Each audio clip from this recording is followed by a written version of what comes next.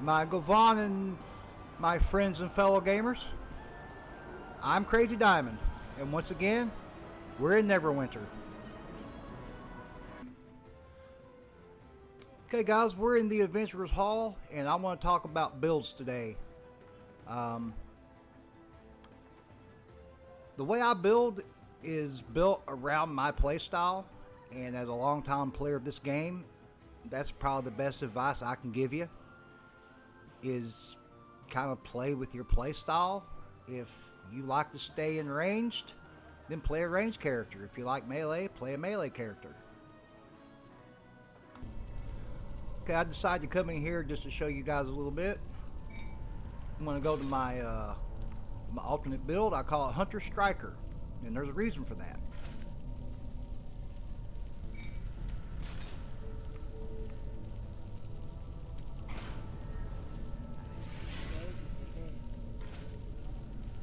As you can see, I have all different gear. Well, all different looking gear. I'm using the same gear, it's just it looks different. And how this build works is it's built around this: Marauder's Escape and Marauder's Rush. And I use Aspect of the Serpent. It took me a long time to figure out a build that this can actually work in, and this works really well. This is a stance switching build. Bring out the boss here. Gonna go start melee stance.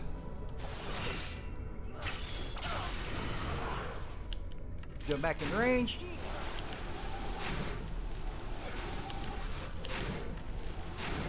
Go back in melee. And then jump back into range.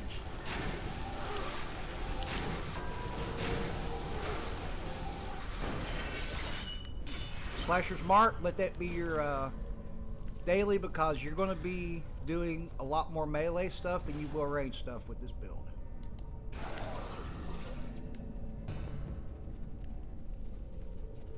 I think I screwed up. Let's get rid of this illusion.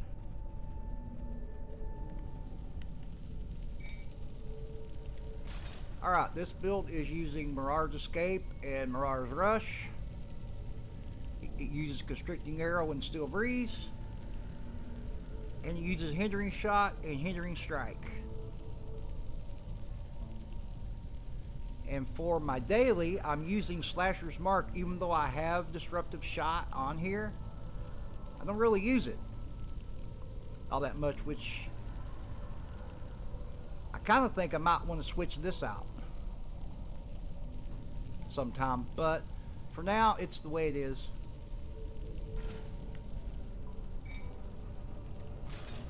And this is my other one. Notice I have it listed as Hunter Archer because this is an archer build. I switch stances. Just activate this. I do what's called the double stance switch, which this right here.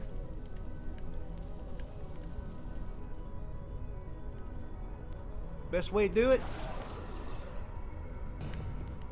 have a couple abilities that have long casting times, like this.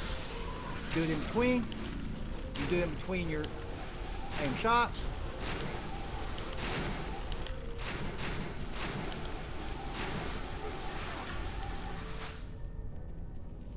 Yeah, you really should have that buff almost the entire fight. If you are doing once you get a hang of doing this, it's simple, it's easy.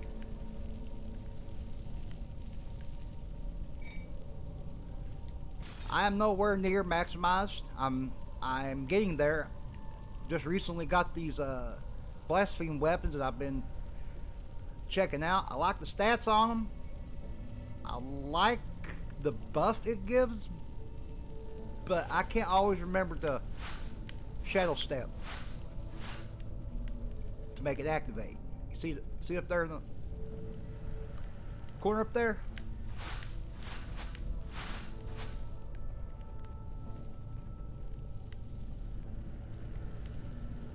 Some raids you're doing this a lot, and some you don't.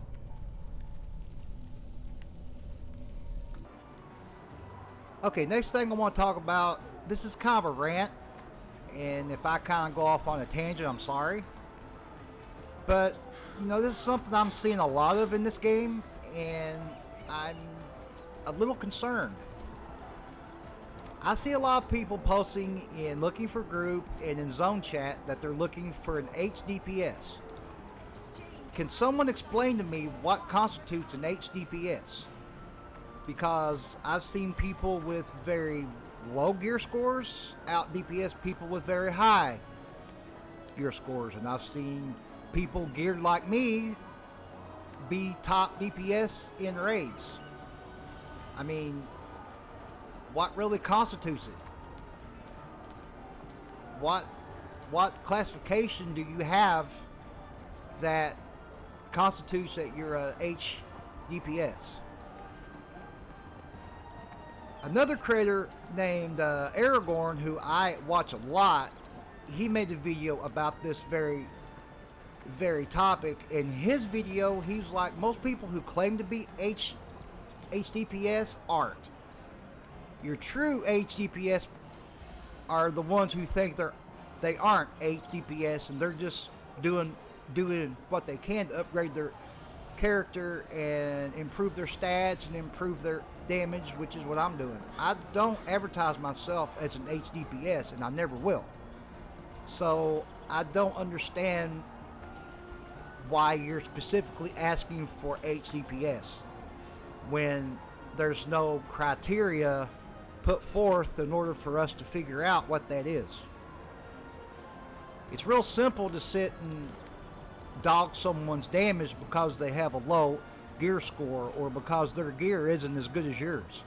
But that don't really come into play at all.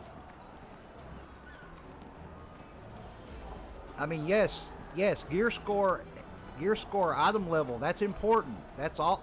That plays into your damage just as much as anything else does. But it's also player skill. It's also knowing your role. It's also knowing the content. It's also, there's a lot of other factors involved in that, I would think, that would constitute that. So I would just like for someone to just blatantly come out and tell me what constitutes an HDPS.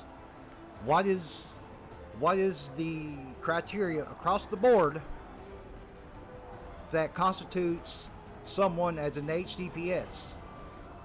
Because I've been playing games since the 80s, and I've been playing MMOs for most of my life, and I've never seen that anywhere else except here. I've never seen it. I never saw it in EverQuest. I never saw it in World of Warcraft. I never saw it in RuneScape. I never saw it in Skyrim. I mean, I don't get it. I don't understand it. And, you know, I want to make these videos to help new players and to show people who haven't never played this game what this game's all about. And you take a brand new player who doesn't know what that means or what that is, they're going to wonder why they're not being accepted in groups. And that's another thing that I want to touch on. We need to help each other out. We need to help each other get geared. We need to help each other get to where we need to be so we can all succeed together as a community. Now, I love the guild I'm in. I love the alliance I'm in. You guys are awesome. I love you. You guys are great. But not everybody has a helpful guild. Not everybody has a helpful group of people who will help them out. And I think I'd like to try to destroy a lot of the toxicity in this game. I don't know if I can do it, but I think with help I can. Yeah, I'd like to make this a nice friendly community that it was when I first started playing this game. I started playing this game 8 years ago. And I went on a lot of hiatuses from this game, is why my gear is where it is. And I'm just now getting back in to the game. I'm just now getting to where I can start doing higher level stuff now, which is great because it means I can get better gear. But no one in my guild has ever said you can't go because you're not an HDPS. I have had them tell me you can't go because you don't have the right gear. That's different. You know, I remember back in the days of Vanilla WoW, we used to have to do what was called attunement quests. I don't know if you guys remember those, but you old school players like me, you guys probably remember the old attunement quests where you had to go out and collect stuff and get certain pieces of gear. And you did it as a guild to get into certain raids. I know it would scare off a lot of newer players, but I think it needs to be brought back. That concept needs to be brought back into games like this, because that way you know every person you're in there with did the same thing you did to get in there. Nobody's carried. Nobody's in there because they're such and such's friend or they're such and such's girlfriend. They're in there because they earned their way in there. And we've kind of lost that. Games were fun back then because you had to earn your way into shit. That was fun. We need to stop giving these participation prizes for people for just showing up. People need to earn it. People need to do their work and do their grinding and get the stuff they need. What really stops me from doing a lot of that is time. I'm a dad. I work. I have bills. I have priorities I have to take care of. This is just something that I do on the side for fun to help the community, and because I'm a creative person and I want to talk. I want to do things. But that's what these videos are for. It's so I can come here and talk to my friends, you guys, and I can express myself. It's great. Well, guys, I think I'll cut this short today. You guys are awesome. I love each and every one of you. Please like, subscribe. I want to give a big shout out to my guild, Vikings of Midgard, and to my alliance, Cobra. Cobra, you guys rule.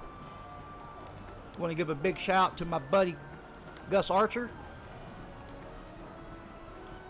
You guys are awesome, man. I love you guys. So yeah, stay nerdy, keep gaming, and take care of one another, guys. Bye-bye.